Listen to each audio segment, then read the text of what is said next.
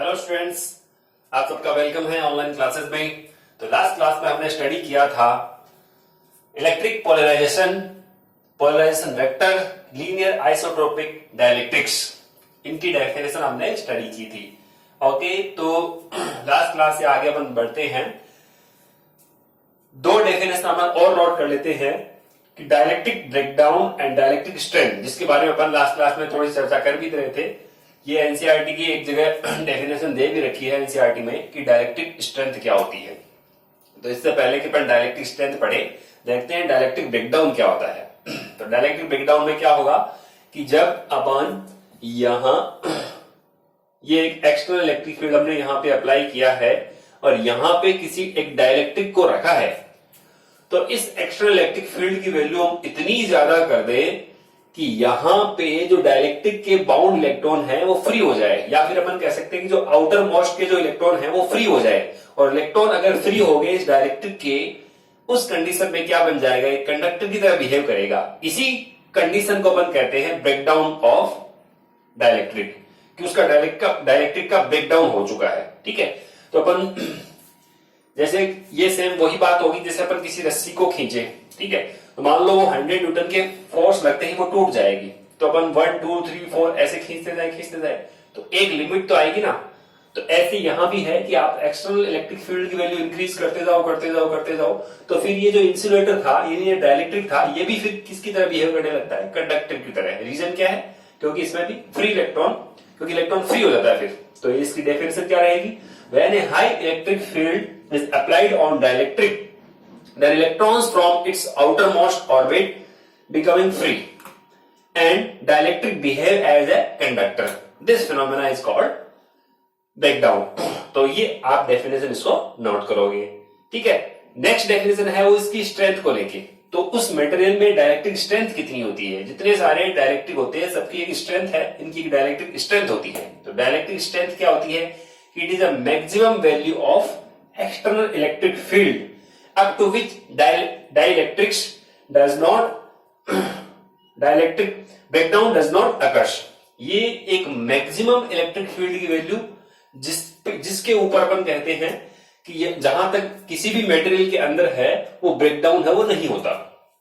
अगर आपने उससे वैल्यू को इंक्रीज कर दिया, उसके बाद में अपन बोलेंगे कि फिर वो क्या है, ब्रेकडाउन हो चुका होगा। तो it is a maximum value of high external electric field up to which dielectric breakdown does not occur, कि जहां तक डाइलेक्ट्रिक का अपन कहते हैं ब्रेकडाउन नहीं होता। और एयर के लिए इसकी वैल्यू होती है 3 × 10⁶ वोल्ट पर मीटर। इसका मीन ये हो गया कि अगर हम यहां से माने कि जैसे सपोज ये एक स्फेयर है, ठीक है, यहां अपन बोल रहे हैं इसका कुछ, यहां इसके सराउंडिंग में क्या है, एयर है, इसको अपन चार्ज देते जा रहे हैं। ठीक है, तो इसको चार्ज देते जाए तो इलेक्ट्रिक फील्ड की वैल्यू इंक्रीज होती जाएगी। तो एक रेंज अपन जाए कहेंगे ऐसी भी आएगी कि ये यहां से अपन बोलते हैं चार्ज है वो लीक होने लगेगा, जिसे अपन कहेंगे चार्ज है वो लीक हो चुका है। यानी यहाँ पे जो एयर के मॉलिक्यूल हैं वो जो पहले यहाँ किसकी तरह बिहेव कर रहे थे, इंसुलेटर की तरह, डाइलेक्ट्रिक की तरह बिहेव कर रहे थे, फिर वो इस फील्ड के कारण यहाँ पे क्या हो गए, वो कंडक्टर की तरह बिहेव करने लग गए और फिर वो डिस्चार्ज हो रहे हैं, जिसे अपन कहते हैं लाइटनिंग वगैरह होती है। तो यहाँ पे एयर के लिए इसकी वैल्यू कितनी होती है, 3 × 10⁶ वोल्ट पर मीटर। ठीक है, इसको अपन ऐसे भी समझ सकते हैं, जैसे अपन हमारे घरों में देखा हमने जो इलेक्ट्रिक वायरिंग होती है, तो उस वायर के ऊपर आप देखना एक प्लास्टिक का, रबर का, या फिर रबर का एक वायर लगा होता है। अंदर तो अपन कहते हैं कॉपर का है या एल्यूमिनियम का है, लेकिन ऊपर है वो इंसुलेशन के लिए रबर का होता है। ठीक है, तो रबर की भी अपन कहते हैं डाइलेक्ट्रिक स्ट्रेंथ होती है। अगर वहां बहुत ज्यादा अपन कहें इलेक्ट्रिक फील्ड की वैल्यू इंक्रीज रहेगी तो फिर ब्रेकडाउन की कंडीशन आ जाएगी। ठीक है, तो ऐसे अपन माने कि ये इंसुलेटर वगैरह लगे होते हैं, देखा होगा हमने कई सारे जो पिलर्स हैं, इलेक्ट्रिसिटी एक जगह से दूसरी जगह तक सप्लाई होती है, तो बड़े बड़े पिलर्स हमने देखे हैं। तो उसमें भी यही है कि वहां पे एक पिलर से दूसरे पिलर तक इलेक्ट्रिसिटी अगर जा रही है तो इस लोहे के पिलर में अपन कहते हैं करंट फ्लो नहीं होता। क्यों? क्योंकि यहाँ पे आपने देखा होगा कुछ इंसुलेटर लगे हुए हैं। ठीक है, गोल गोल इंसुलेटर देखे होंगे ब्राउन कलर के, तो वो इंसुलेटर है, वो इलेक्ट्रिसिटी है वो वहां, वो जो चार्ज है वो इस पिलर के अंदर है वो नहीं आ पाता। तो वो इंसुलेटर की भी कुछ ना कुछ डाइलेक्ट्रिक स्ट्रेंथ है, जिसके कारण अपन कहते हैं कि वो इलेक्ट्रिसिटी कंडक्ट वो नहीं करता। ठीक है, तो जैसे पेपर है, अगर मान लो ये ओनली कॉपर का वायर होता, ठीक है, अब यहां से करंट फ्लो हो रही है और 220 वोल्ट अपन बोलते हैं यहां से सप्लाई जा रहा है, ठीक है, पोटेंशियल, यहां अगर हाथ लगेंगे करंट लगेगा, यहां अगर पेपर रख दे तो पेपर एक्चुअल में डाइलेक्ट्रिक है, लेकिन पेपर रख कर फिर अगर अंगुली लगाएंगे तभी भी करंट लगेगा, क्योंकि पेपर की डाइलेक्ट्रिक स्ट्रेंथ अपन कहेंगे इतनी नहीं है कि वो रेजिस्ट कर सके, अपन को शॉक अवश्य लगेगा। फिर अगर हम देखें इसके ऊपर रबर का इंसुलेशन लगा ले तो आप देखते हो कि हमें शॉक नहीं लगता। तो ये कुछ डाइलेक्ट्रिक स्ट्रेंथ की बात होती है कि डाइलेक्ट्रिक स्ट्रेंथ को अपन कैसे डिफाइन कर रहे हैं, the maximum value of high external electric field up to which breakdown does not occur. और एयर के लिए आपको वैल्यू पता है 3 × 10⁶ वोल्ट पर मीटर। तो इन दोनों ही डेफिनेशन को आप इसके साथ में और नोट कर लीजिए, ये तो 3 तो कर ही रखिए, साथ में इसको और इसको भी आप नोट कीजिए। ओके, अभी नोट करो। ओके, नेक्स्ट अपन मूव करते हैं इलेक्ट्रिक कैपेसिटेंस। जो हमारा चैप्टर है उसी में हेडिंग भी है कि कैपेसिटेंस क्या है, तो उसको अपन आज स्टडी करते हैं कैपेसिटेंस होता क्या है। तो कैपेसिटेंस है वो कैपेसिटी वर्ड से बना है। कैपेसिटेंस, कैपेसिटी का मीन्स होता है कि उसके पास कितनी एबिलिटी है, कितनी उसके पास क्षमता है। किसके पास? कंडक्टर के पास। कंडक्टर की अपन बात कर रहे हैं, तो किसकी क्षमता? तो चार्ज होल्ड करने की जो कैपेसिटी होती है उसे अपन कह देते हैं क्या? Capacitance of conductor. तो capacitance of conductor is defined as capacity to hold charge. इसको सिंपल लैंग्वेज में मैंने बोला है इसकी डेफिनेशन को। नेक्स्ट अगर इसको अपन मैथमेटिकली डिफाइन करें तो कैसे होगा उसको अपन थोड़ा सा एक्सप्लेन करते हैं। ठीक है, तो जैसे मान लीजिए कि ये कोई कंडक्टर है, ठीक है, हमने इसको चार्ज दे रखा है, सपोज क्यू चार्ज इसके ऊपर है। अब इस पे चार्ज को अपन और इंक्रीज करें तो कैसे? यहां पे अगर मान लो क्यू चार्ज को अपन इन्फिनिटी से अपने पोटेंशियल को कैसे डिफाइन किया था?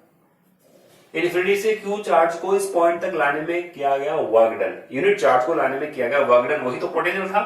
अच्छा, तो जैसे ही आप क्यू चार्ज को और ला रहे हो यहाँ पे तो वर्क डन और इंक्रीज होगा, यानी इस कंडक्टर का पोटेंशियल भी क्या होगा? इंक्रीज होगा। कि जैसे जैसे इस कंडक्टर पे चार्ज का अमाउंट इंक्रीज होगा वैसे वैसे इस कंडक्टर का पोटेंशियल भी क्या होगा? इंक्रीज होगा। तो इसका मीन क्या मैं ये कह सकता हूं कि जो इसका चार्ज है वो डायरेक्टली प्रोपोर्शनल होता है किसके? पोटेंशियल पे क्या इंक्रीज आ रहा है उसके।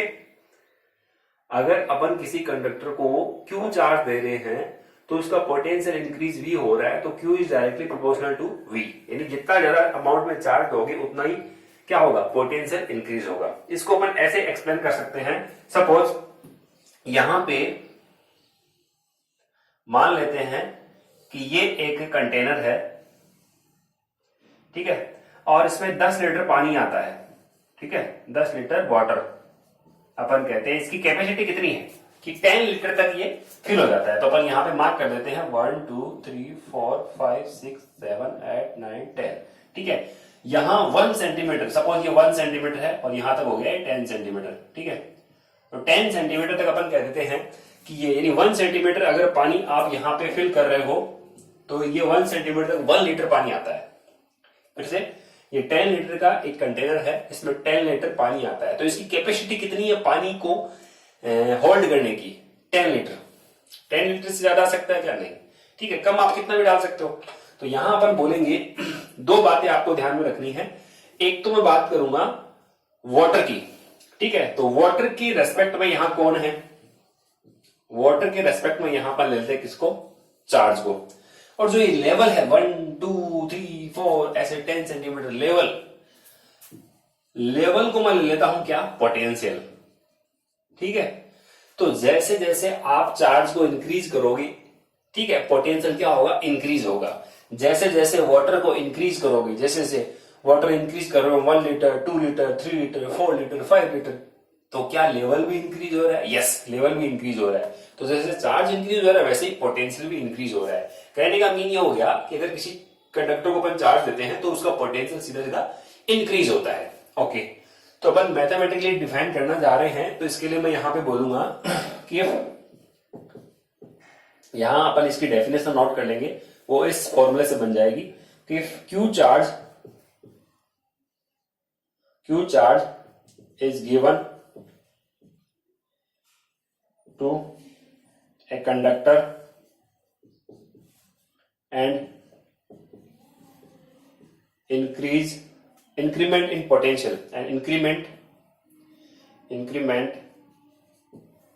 in potential वो कितना है भाई, इंक्रीमेंट कितना हुआ V, देन अपन कह सकते हैं कि Q is directly proportional to increment in potential. ठीक है, यहां से आप साइन ऑफ प्रोपोर्शनलिटी हटाते हो तो ये क्या आता है, एक सिंबल, इसको अपन बोलते हैं C। Here C is the capacitance of conductor, यानी एक प्रोपोर्शनलिटी कांस्टेंट है जिसे ही अपन कहेंगे कैपेसिटेंस ऑफ कंडक्टर। ठीक है, चलिए तो मैं यहां पे इसको बोलता हूं कि हियर ये फॉर्मूला बन चुका है, तो यहां आप लिखोगे here C is proportionality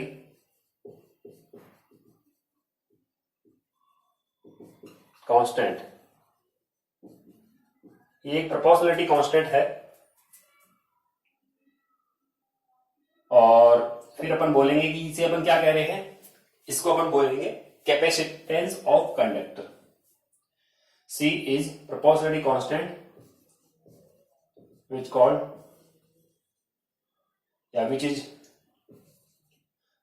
capacitance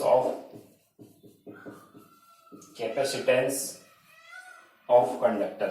इसे ही आप क्या बोलोगे, कैपेसिटेंस ऑफ कंडक्टर बोलोगे। तो ये आप डेफिनेशन अपन यहां से बनाने जा रहे हैं, देखना कैसे बनेगी definition.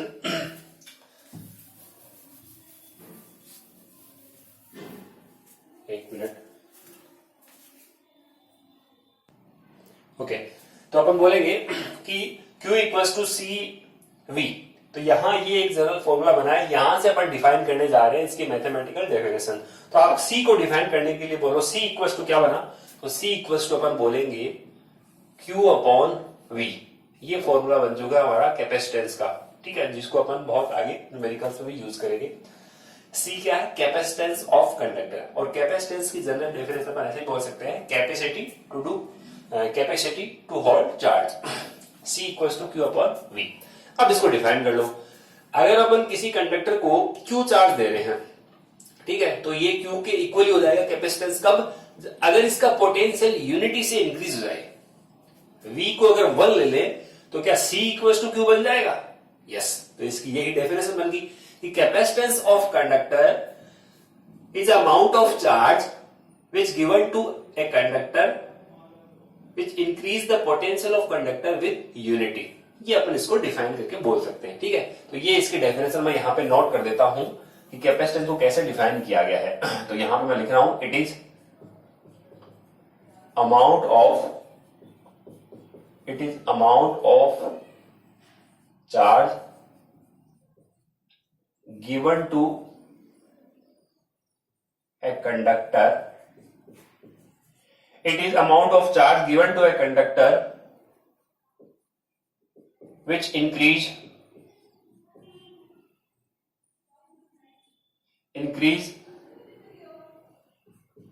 the potential of conductor। कितना इंक्रीज कर दे पोटेंशियल को, बोलो 1 वोल्ट, या इसको यूनिटी बोल दो, विच increase the potential of conductor with unity.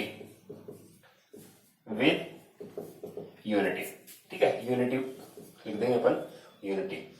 तो ये हमारी डेफिनेशन बन गई है कैपेसिटेंस की। कैसे डिफाइन किया, इस मैथमेटिकल फॉर्मूले से हमने इसको डिफाइन कर दिया कि it is amount of charge given to a conductor which increase the potential of conductor with unity. ठीक है, और सिंपल वे में क्या बोल सकते हैं, it is a capacity to hold charge.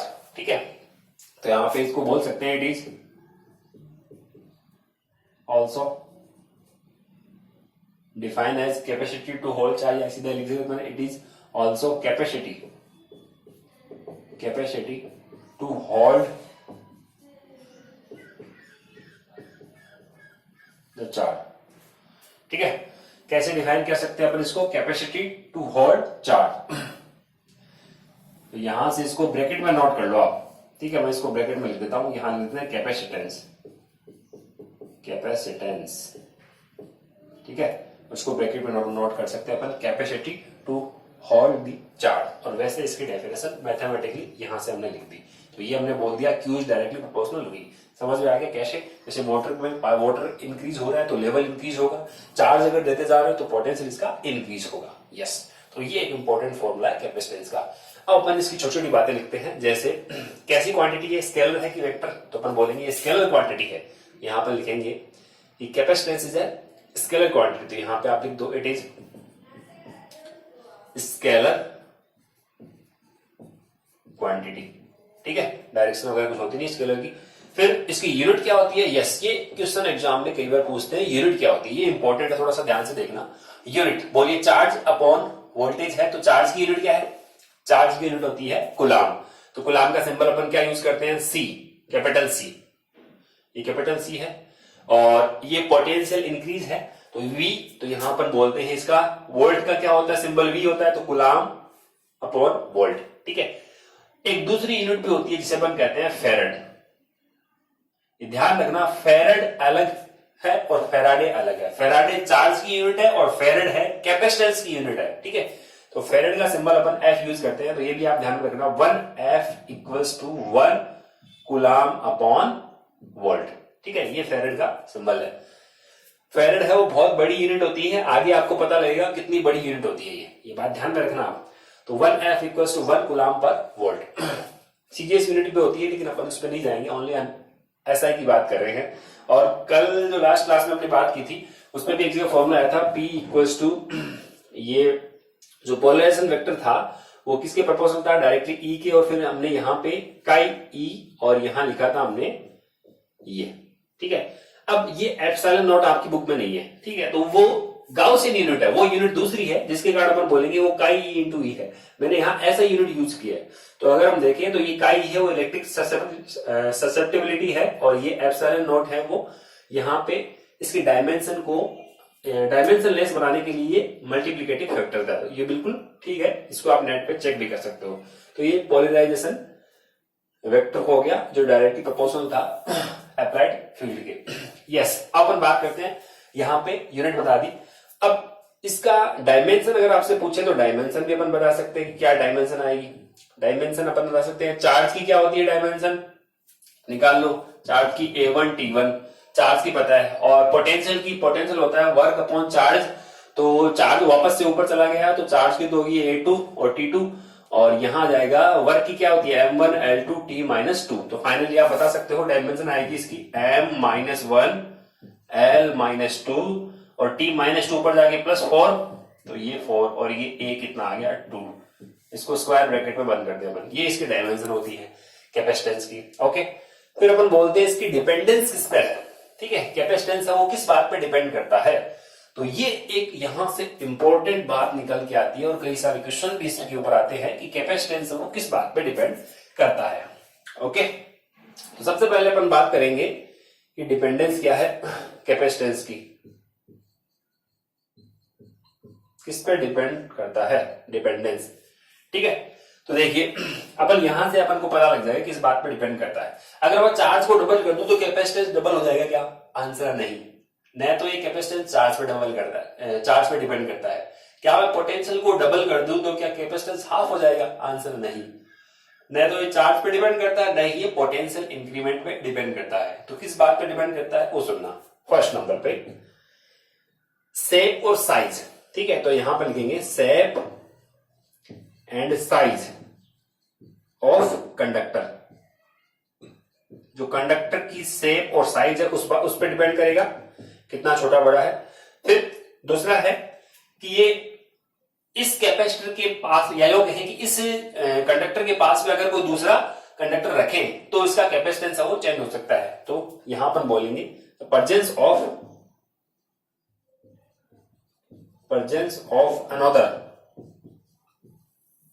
Another conductor. दूसरा अगर कंडक्टर, जैसे मान लो ये कंडक्टर है, इसको प्लस चार्ज रखा है, इसके पास में कोई दूसरा ले आए तो अपन बोल सकते हैं कैपेसिटी चेंज हो जाएगी। ये डिपेंड होती है। तीसरा किस पे डिपेंड करेगा? इन दोनों के बीच में कोई अगर आप मीडियम रख दो तो कैपेसिटेंस चेंज हो जाएगा। ठीक है, वो इंक्रीज हो जाएगा डिक्रीज हो जाएगा, वो अपन आगे स्टडी करेंगे, तो चेंज हो जाता है। तो अपन बोलेंगे डिपेंडेंस किस पे? मीडियम पे। तो यहां पर लिख देंगे इसके नेबरिंग में मीडियम आता है, यानी इसके प्लस और माइनस के बीच में, यानी नेबरिंग में क्या मीडियम है, तो अपन बोलेंगे प्रॉपर्टी ऑफ मीडियम, या मीडियम बोल सकते हैं अपन।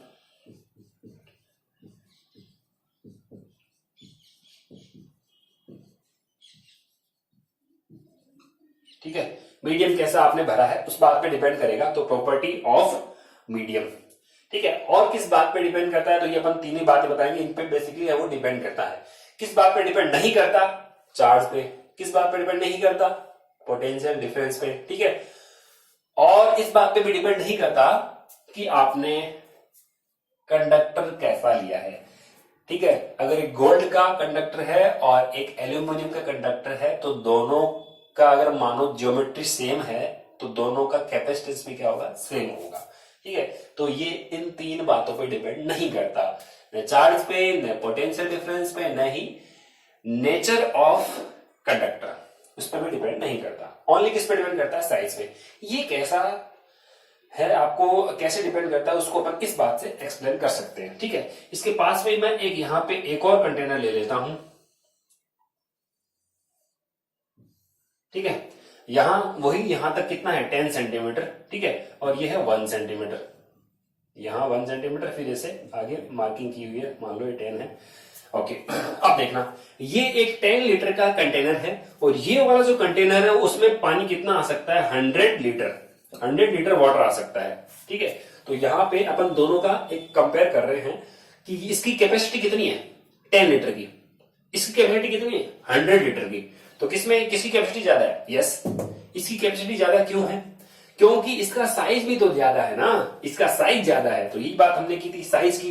शेप चेंज हो जाए, जैसे अपन कहें इसकी बजाय आप कोई बड़ा ले ले, अपन किसी भी गोल भी ले सकते हैं, तो अपन कहें शेप और साइज कंडक्टर क्या है उस पर डिपेंड करेगा। ठीक है, तो यहां पे आप देखोगे यहां 10 लीटर वाटर आ सकता है और यहां 100 लीटर वाटर आ सकता है। ठीक है, प्रेजेंस ऑफ अनदर कंडक्टर, इसके पास में अगर कोई दूसरा कंडक्टर अपन रखे, तो अगर इसके पास में दूसरा अगर रखोगे, जैसे मान लो ये एक प्लस प्लस है, तो यहां इंडक्शन के कारण इसमें माइनस माइनस आ जाएगा, तो अपन बोल सकते हैं कि इसकी कैपेसिटी चेंज हो जाती है। ऐसे प्रॉपर्टी ऑफ मीडियम, दोनों के बीच में कोई भी मीडियम अगर इंक्रीज यहां भरोगे तो कैपेसिटी वो इंक्रीज हो जाती है। आगे आप स्टडी करोगे तो ये मीडियम की प्रॉपर्टी पर भी डिपेंड करता है कि कौन सा मीडियम आपने फिलअप किया है। ओके, अब डिपेंडेंस क्यों नहीं करता उसका रीजन सुनना, क्यों चार्ज पे डिपेंड क्यों नहीं करता। अच्छा, अब आप बताओ, चार्ज को हमने किसके साथ कंपेयर किया, वाटर के साथ। इस कंटेनर की कैपेसिटी कितनी है, 10 लीटर की, तो क्या इस कंटेनर की कैपेसिटी इस बात पे डिपेंड करती है क्या कि आपने वाटर इसमें कितना भरा है, नहीं करती। आप चाहो तो 1 लीटर भरो, क्या मैंने 1 लीटर पानी भरा, ठीक है, तो क्या इसकी कैपेसिटी 10 लीटर से 11 लीटर होगी क्या, नहीं हुई। मैंने 2 लीटर भर दिया तो क्या कम होगी कैपेसिटी, अरे भाई उतनी है। 5 लीटर भर दिया अब भी उतनी है, 10 लीटर भर दिया अब भी उतनी है। तो क्या ये वाटर पर डिपेंड कर रहा है इसकी कैपेसिटी, नहीं। तो क्या चार्ज पे डिपेंड करेगी इस कंडक्टर की कैपेसिटी, आंसर है नो, चार्ज पे डिपेंड नहीं करती। अच्छा, पोटेंशियल डिफरेंस की बात करते हैं। पोटेंशियल को हमने किसके साथ कंपेयर किया, लेवल के साथ। ठीक है, लेवल इंक्रीज हो रहा है, तो ये इसकी कैपेसिटी, जैसे जैसे लेवल इंक्रीज हो रहा है, क्या इसकी कैपेसिटी इंक्रीज होगी या डिक्रीज होगी। जैसे यहां से आप देखने को सोचो कि कैपेसिटी, अगर पोटेंशियल यहां पर कहें इंक्रीज हो रहा है तो कैपेसिटी डिक्रीज होनी चाहिए। तो वाटर में यहां पे पानी भरता जाऊं, तो आप बताओगे क्या ये 10 लीटर की जो हमारा कंटेनर है इसकी कैपेसिटी चेंज होगी क्या, लेवल इंक्रीज होने से कहां डिक्रीज हुई, कुछ नहीं हुई। तो अपन कहेंगे ये डिपेंडेंट नहीं करता। जैसे यहां देख सकते हो आप, ये ओनली किस बात पे डिपेंड कर रहा है, शेप, साइज, और ये 2 बातें और, तो आप बता सकते हो कि इस बात पे डिपेंड नहीं करता। ये एक सिंपल अच्छा एग्जांपल है, इसको अपन एक्सप्लेन कर सकते हैं। तो ओके, यहां से अपन बता दिया कि ये बातों पे डिपेंड क्यों नहीं करती। तो ये आप बहुत ही इंपॉर्टेंट बात है जिसपे क्वेश्चन बोर्ड एग्जाम में पूछे जाते हैं कि ये डिपेंड किस बात पे करता है। ठीक है, तो मोस्ट स्टूडेंट कहते हैं, कई बार क्वेश्चन पूछा जाता है एग्जाम में कि कंडक्टर को चार्ज दिया गया क्यों, और अगर डबल चार्ज कर दे, अगर इसको डबल चार्ज दे, 2Q चार्ज दे, तो क्या इसका कैपेसिटेंस दुगुना हो जाएगा, आंसर है नो, ये डिपेंड ही नहीं करता। पोटेंशियल को अगर अपन डबल कर दे तो क्या इफेक्ट पड़ेगा कैपेसिटेंस पे, आंसर है नो इफेक्ट, क्योंकि ये दोनों ही पॉइंट पे डिपेंड नहीं करता। तो आप यहां पे लिख भी सकते हो कि does not depend on charge and potential. ठीक है, तो यहां स्टार लगा के मैं लिख दूंगा कि capacitance of conductor, capacitance of conductor does not depend on charge and potential. ठीक है, ये चार्ज और पोटेंशियल पे डिपेंड है वो नहीं करता, ये अपन ध्यान में रखेंगे। और ये हमेशा पॉजिटिव होती है, ये भी ध्यान में रखोगे। Capacitance is always positive quantity, हमेशा नेगेटिव होगी नहीं, हमेशा पॉजिटिव रहती है, इसको भी अपन ध्यान रखेंगे। ओके, अब इसके ऊपर अपन थोड़ा सा और आगे बढ़े तो एक ग्राफ प्लॉट करेंगे अपन, किसके बीच में, चार्ज और पोटेंशियल डिफरेंस के बीच में। अभी 5 मिनट हो रहा है, तो अपन एक ग्राफ प्लॉट करते हैं। मैं यहां graph between charge and potential. ठीक है, तो ये देखिए ग्राफ अपन पोटेंशियल का जो चेंज आ रहा है, चेंज इन पोटेंशियल, और ये ध्यान करना ये जो V होता है वो चेंज इन पोटेंशियल है, या पोटेंशियल डिफरेंस बोल दो, या इंक्रीमेंट इन पोटेंशियल बोल दो। ठीक है, तो पोटेंशियल डिफरेंस भी बोल सकते हो आप यहां पे। तो यहां पे लेता हूं मैं क्या, Q, और एक्स एक्सिस पे लेते हैं क्या, V।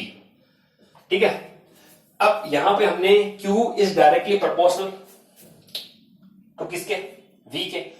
जैसे जैसे चार्ज इंक्रीज करोगे वैसे वैसे कंडक्टर का पोटेंशियल इंक्रीज होगा। ठीक है, तो Q is directly proportional to V, तो इसका ग्राफ कैसे आएगा, यस, स्ट्रेट लाइन आएगा।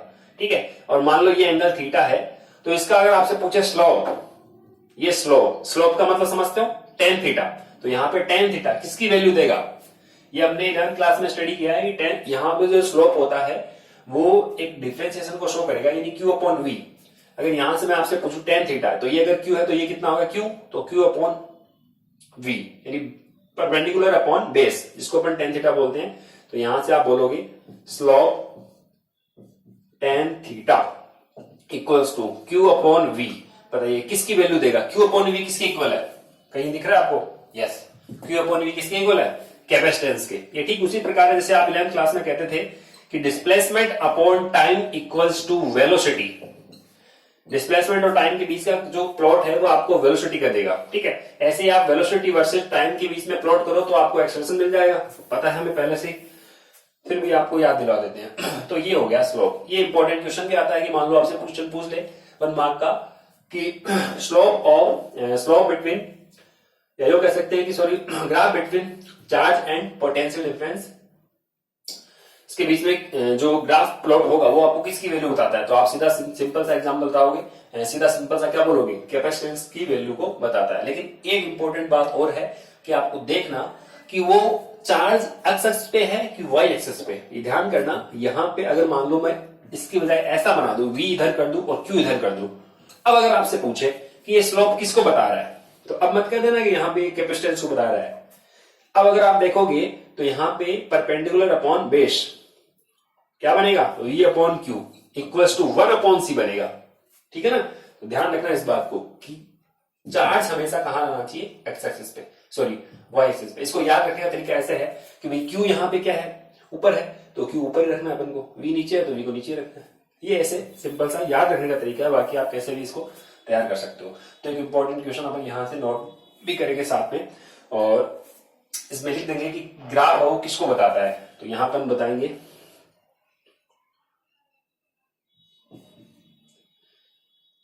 स्लोप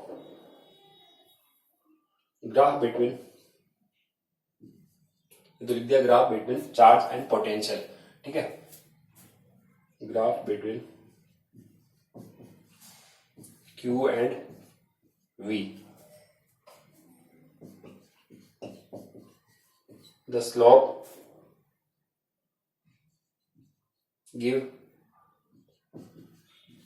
the value of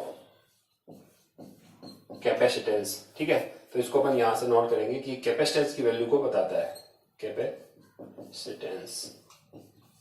ठीक है,